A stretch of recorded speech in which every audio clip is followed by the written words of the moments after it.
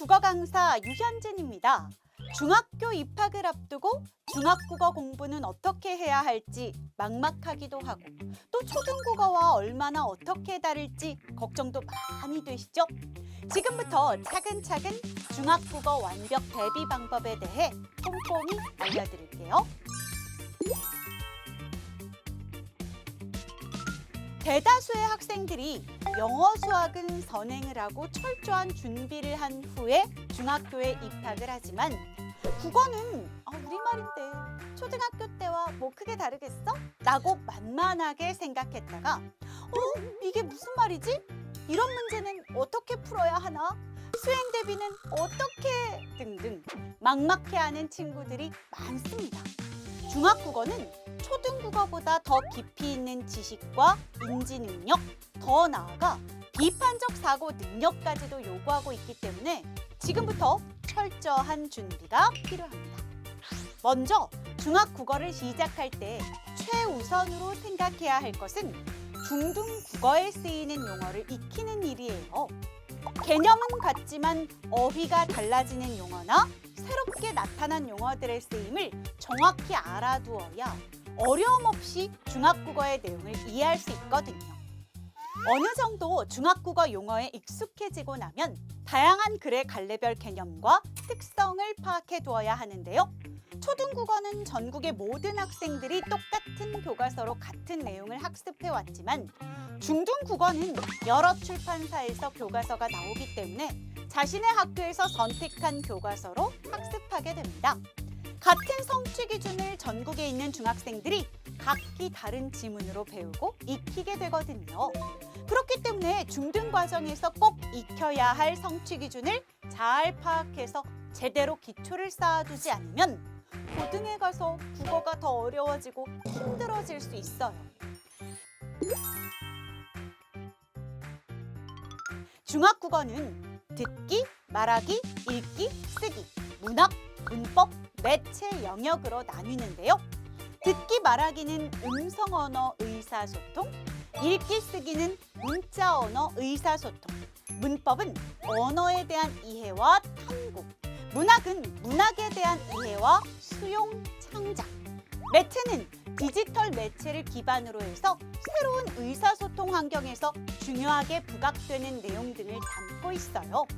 그럼 1학년 주요 교과 내용을 살펴볼까요? 듣기 말하기는 토의하기, 문학은 시, 소설, 수필, 극갈래 이해하기, 문법은 언어의 본질과 품사 이해하기, 매체는 매체 유형과 특성 등의 성취 기준이 모든 교과서에 공통적으로 들어가 있어요. 이 기본 성취 기준을 뼈대로 두고 출판사마다 다른 지문과 세부 내용을 담고 있거든요. 엠베스트 강의를 듣게 될 우리 친구들은 자신의 학교에서 배울 교과서 내신 강의를 찾아 들으면 되는데요. 교과서에 맞는 지문과 세부 내용으로 학습 목표와 활동을 꼼꼼하게 학습하고요. 중1 과정에서 소화해야 할 성취 기준을 잘 파악해서 학습해 두시면 됩니다. 중1 과정에서는 많은 학교에서 진행하고 있는 자유학기제가 있는데요. 한 학기에 2번 치르는 중간 기말고사를 모두 보는 학교도 있고 1학기에는 보지 않았다가 2학기에만 시험을 보는 학교들도 있습니다. 그런데 시험을 보든 안 보든 평소 단원별 테스트, 수행평가 등으로 학생들의 교과 학습 능력을 테스트하고 있기 때문에 시험 여부와 관계없이 교과 학습을 소홀히 하지 않도록 주의해야 합니다.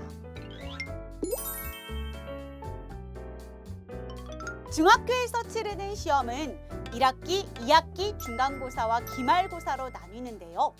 대부분의 학교에서 1학기 중간고사는 4월 말부터 5월 초, 기말고사는 6월 말에서 7월 초, 2학기 중간고사는 9월 말에서 10월 초, 기말고사는 11월 말에서 12월 초에 지필평가를 보게 돼요.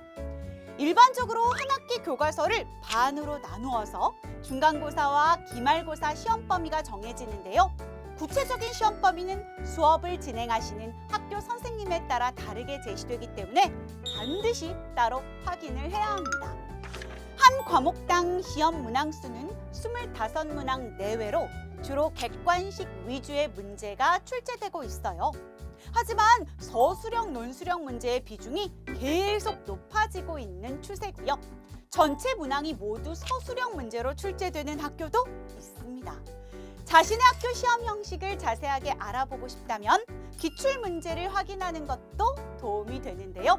학교 기출문제는 진학하는 학교 홈페이지에 게시되어 있는 경우가 많아요. 다만 지역이나 학교 상황에 따라 조금씩 다를 수 있기 때문에 학교 홈페이지를 참고하거나 과목 선생님께 문의하는 것이 좋습니다. 평소 집에서 문제를 풀 때와 달리 시험에서는 제한된 시간 안에 주어진 문제를 모두 풀어야 하거든요. 따라서 시간을 잘 분배해 문제를 푸는 것도 성적을 좌우하는 하나의 요소가 되죠. 그렇기 때문에 평소 제한 시간 내에 문제를 푸는 습관을 기르거나 영역별로 어떤 문제를 먼저 푸는 것이 자신에게 유리한지를 생각해 두는 것이 좋아요. 그리고 시험 시간에는 쉬운 문제를 먼저 빠르게 풀고 남는 시간을 어려운 문제에 집중하는 것이 좋은데요. 어려운 문제를 오래 풀다가 아는 문제를 못 푸는 일이 없도록 하기 위함이죠.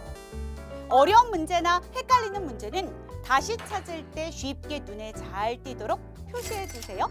시험이 끝나기 최소 5분에서 10분 전에는 모든 문제를 다시 한번 검토해 보는 것이 좋습니다. 수행평가란 학생이 지식이나 배움을 직접 행하는 것을 측정하는 평가 방법을 뜻해요. 수행평가의 방식이나 반영 비율은 지역이나 학교마다 다르지만 평가 목적은 유사하기 때문에 단원의 학습 목표를 파악해서 수행평가의 의도를 아는 것이 중요합니다. 그리고 대부분 말하기와 쓰기가 주요 평가 방법이기 때문에 평소에 자신의 생각을 논리적이고 명료하게 표현할 수 있는 능력을 길러두는 것이 좋아요. 또한 발표와 같은 말하기 평가 시에는 다양한 매체 자료를 활용해 철저한 준비성을 보이는 것도 좋은 점수를 받을 수 있습니다. 수행평가는 대부분 학기 초에 안내되고 있는데요. 어느 시기에 어떤 수행평가가 있는지 일정을 확인해야 해요. 진학하는 학교 홈페이지에서 작년도 평가 계획을 통해 수행평가와 관련된 내용을 확인해 볼 수도 있고요. 학교 알림이 사이트를 활용하는 방법도 있습니다. 학교 알림이 사이트의 학업 성취 사항에는 교과별 평가 계획과 교과별 학업 성취도 이 두 가지 정보가 공개되어 있는데요. 평가 계획에는 학년별로 전 과목의 평가 계획이 담겨 있어서 지필고사와 수행평가를 언제 보는지, 반영 비율은 어떻게 되는지, 평가 기준은 무엇인지 등을 한눈에 확인할 수 있습니다. 또 학교 선생님께서 제공해 주시는 수행평가 안내문이 있다면 그것을 잘 확인해야 하는데요. 안내문에는 수행평가 방법과 채점 기준이 제시되어 있기 때문에 수행평가에서 높은 점수를 받고 싶다면 꼼꼼하게 살펴보는 것이 좋겠죠? 그리고 수행평가 제출 기한은 꼭 지켜야 합니다. 수업 중에 수행평가가 이루어질 때도 있지만 과제로 내주고 제출 기한이 정해져 있는 경우가 있거든요. 제한된 기간 내에만 제출해도 기본 점수는 받을 수 있으니까 수행평가 제출 기한은 꼭 지켜주어야 합니다. 구체적인 수행평가 방식은 앞서 말한 대로 학교마다 차이를 보이지만 대부분 글쓰기, 모둠활동, 발표, 노트 정리 등으로 이루어지고 있어요.